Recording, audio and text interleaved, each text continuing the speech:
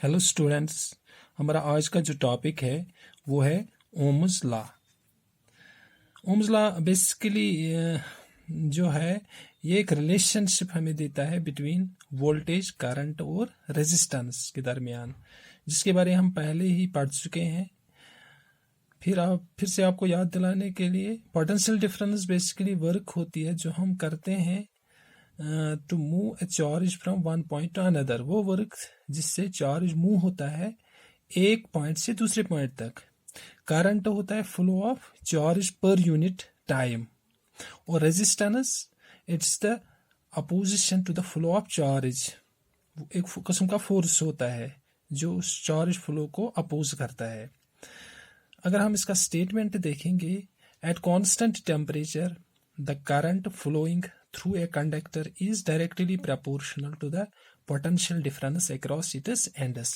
अगर हम एक कंडक्टर लेंगे, उसके अक्रॉस हम एक पोटेंशियल डिफरेंस अप्लाई करेंगे, तो हम देखते हैं कि जिस हिसाब से हम पोटेंशियल डिफरेंस को इंक्रीज करेंगे उसी हिसाब से करंट भी इंक्रीज होगा, या अगर हम इसको डिक्रीज करेंगे पोटेंशियल डिफरेंस को तो करंट भी अकॉर्डिंगली डिक्रीज होगा। अगर हम इसका मैथमेटिकल रिलेशनशिप देखेंगे तो वो हमने कहा अभी V is directly proportional to I। इसका मतलब ये हुआ जितना पोटेंशियल डिफरेंस इंक्रीज होगा I भी अकॉर्डिंगली इंक्रीज होगा। तो इस प्रोपोर्शनैलिटी को हटाने के लिए हम एक कांस्टेंट का यूज करेंगे यहाँ पे, V is equal to R I. और जो हमने यहाँ लिया ये एक कांस्टेंट है, इसको हम रेजिस्टेंस बोलते हैं, opposition to the flow of charge इसको हम बोलते हैं। तो V इज इक्वल टू, इसको हम IR भी लिख सकते हैं। ये है mathematical relationship of Ohm's law, या हम इसको ऐसे भी लिख सकते हैं R is equal to V by I. यानी अगर हम V इंक्रीज करेंगे अकॉर्डिंगली I भी इंक्रीज करेंगे, लेकिन R जो है रेजिस्टेंस वो हमेशा कांस्टेंट आना चाहिए। तो ये हम देखेंगे एक्सपेरिमेंटल वेरिफिकेशन में, जो हम ओम्स लॉ का अभी देखेंगे एक्सपेरिमेंटल वेरिफिकेशन। इसके लिए हमने एक डायग्राम बनाना है यहाँ पे। तो हम क्या करेंगे, हम एक रेजिस्टर लेंगे जिसकी सिंबल मैंने आपको दिखाई भी है इससे पहले। इसके साथ हम कनेक्ट करेंगे बैटरी को। हम डिफरेंट टाइप्स ऑफ या डिफरेंट बैटरीज लेंगे। सपोज 3 बैटरियाँ हमने यहाँ पे ली है, 1.5 वोल्ट, ये भी 1.5 वोल्ट, 1.5 इनको हम कनेक्ट करेंगे सीरीज में।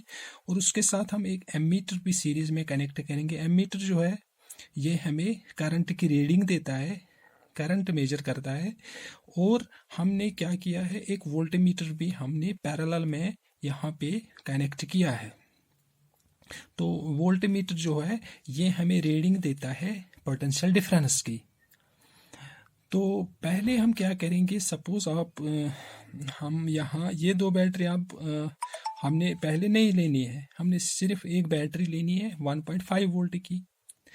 तो इसमें हम करेंगे काम, जो ये वो वोल्ट मीटर है और एमीटर है ये हमें रीडिंग देंगे पोटेंशियल डिफरेंस और करंट की। सपोज जो पहली रीडिंग हमें आएगी वो आएगी R dash is equal to, suppose उस वक्त जो वोल्टेज हमने 1.5 इसको हम V1 से रिप्रेजेंट करेंगे, डिवाइडेड बाय उसी हिसाब से करंट भी I1 आएगा, सपोज उसको हम I1 से रिप्रेजेंट करेंगे। अच्छा, उसके बाद हमने क्या करना है, जब हमने एक बैटरी ली, अब हम 2 बैटरियाँ लेंगे। सपोज ये बैटरी यहाँ पे नहीं है, हमें सिर्फ 2 बैटरीज हैं, तो हमने 2 बैटरी कनेक्ट करनी है। अब तो उस वक्त जो रीडिंग आएगी सपोज वो है R double dash. Accordingly voltage हमने इंक्रीज किया, हमने 2 बैटरियाँ यहाँ पे कनेक्ट की तो वोल्टेज भी इंक्रीज होगा, तो according to Ohm's law current भी इंक्रीज होगा, तो उसको हम I2 से रिप्रेजेंट करेंगे। उसके बाद ऐसे ही हमने 3 बैटरियाँ कनेक्ट करनी है, 1, 2 और 3, यानी हमने वोल्टेज इंक्रीज किया तो करंट भी इंक्रीज होगा। सपोज उसको हम R ट्रिपल डैश से रिप्रेजेंट करेंगे, और उस वक्त जो हमारा रीडिंग आएगा वो V3 डिवाइडेड बाई I3। तो जब हम ये लैब में बेसिकली एक्सपेरिमेंट करते हैं, हम वहाँ पे देखेंगे हमने क्या देखना है, वहाँ पे R डैश जो है वो R डबल डैश के बराबर आएगा और ये आएगा R ट्रिपल डैश के बराबर आएगा। तो इसका मतलब ये हुआ कि R कांस्टेंट आ गया। यहाँ पे जो हमने देखा था R is equal to V by, जैसे हम वोल्टेज क्या लेते हैं, करंट क्या लेते हैं, जो इनका रेशियो होगा वो हमें कांस्टेंट आना चाहिए। तो हमने यहाँ पे देखा कि R हमें कांस्टेंट आ गया, तो इससे हमने जो है ओम्स लॉ को प्रूव किया। अगर हम ग्राफिकली भी देखेंगे, अगर हम यहाँ से एक्स एक्सिस पर वोल्टेज लेंगे या पोटेंशियल डिफरेंस और वाई एक्सिस पे की साइड से करंट लेते हैं, तो जब हम इसका ग्राफ देखेंगे वो एक स्ट्रेट लाइन आएगी, क्योंकि इसका मतलब है R इज कांस्टेंट। तो ये हमने ओम्स लॉ के बारे में पढ़ा। और अगर इस बारे में आपको कोई क्वेश्चन हो, जो मतलब आपको समझ में कहीं पे कुछ समझ में नहीं आया होगा, तो आपको कोई क्वेश्चन है तो आप मुझे व्हाट्सएप नंबर पे वो क्वेश्चन फॉरवर्ड कर सकते हैं, सेंड कर सकते हैं, तो उसका जवाब मैं बाद में सेंड करूँगा। ओके बच्चों, थैंक यू।